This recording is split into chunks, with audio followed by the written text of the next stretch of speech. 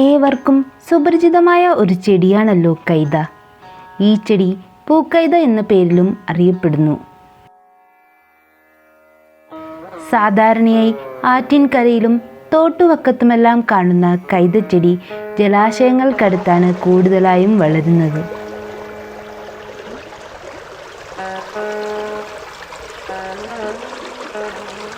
സാധാരണ കൈതയിൽ നിന്നും വ്യത്യസ്തമായ ഒരിനം കൈതയെ പറ്റിയാണ് നാം ഇന്ന് അറിയുവാൻ പോകുന്നത്.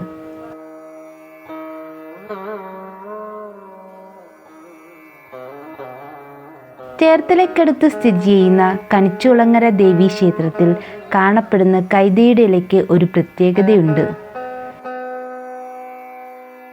സാധാരണ കൈതയ്ക്ക് 3 വരി മുള്ളുകളാണ് ഉണ്ടാവുക. എങ്കിൽ ഇവിടുത്തെ കൈതയ്ക്ക് 7 വരി മുള്ളുകളാണുള്ളത്. ഈ 7 വരി മുള്ളുള്ള കൈത സസ്യശാസ്ത്രത്തിന് പോലും അത്ഭുതമാണെന്നാണ് പറയുന്നത്. ഇത് കണിച്ചുകുളങ്ങര ദേവിയുടെ ഐതിഹ്യവുമായി ഇഴപിരിഞ്ഞു കിടക്കുന്ന ഒന്നാണത്രേ.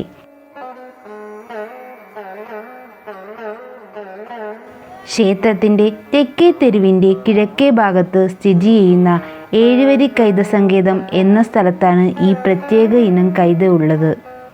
ഈ സ്ഥലം ദേവിയുടെ അധിവാസ സ്ഥാനമായിട്ടാണ് കണക്കാക്കുന്നത്.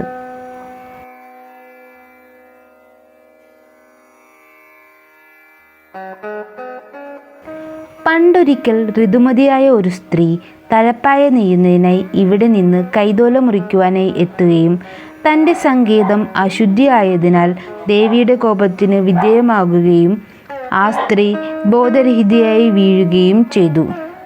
പിന്നീട് ബോധമുണർന്നപ്പോൾ അവർ കണ്ട കാഴ്ച അത്ഭുതപ്പെടുത്തുന്ന ഒന്നായിരുന്നു. 3 വരി മുള്ളുകളുള്ള കൈതയുടെ ഇലകളിൽ മുഴുവൻ 7 വരിയായി മുള്ളുകൾ പടർന്നിരിക്കുന്നു.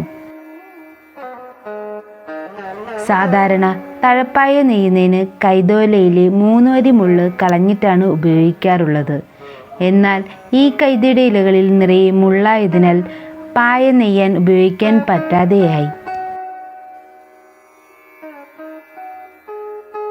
തൻ്റെ സങ്കേതത്തിലെ കൈത വേറൊന്നിനും ഉപയോഗിക്കരുതെന്നാണ് ദേവിയുടെ ഇച്ഛ എന്ന് ഈ സംഭവത്തോടെ മനസ്സിലായ ഭക്തർ ഈ സ്ഥലം പിന്നീട് 7 വരി കൈത സങ്കേതം എന്ന പേരിൽ സംരക്ഷിച്ചു പോരുന്നു.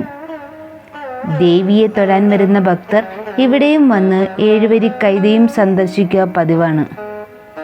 ഏതായാലും 7 വരി മുള്ളുള്ള കൈത ഇന്നും ഒരു അത്ഭുതമായി ഇവിടെ സംരക്ഷിച്ചു പോരുന്നു. മറ്റൊരു വീഡിയോയുമായി വീണ്ടും കാണുന്നവരേക്കും നന്ദി, നമസ്കാരം.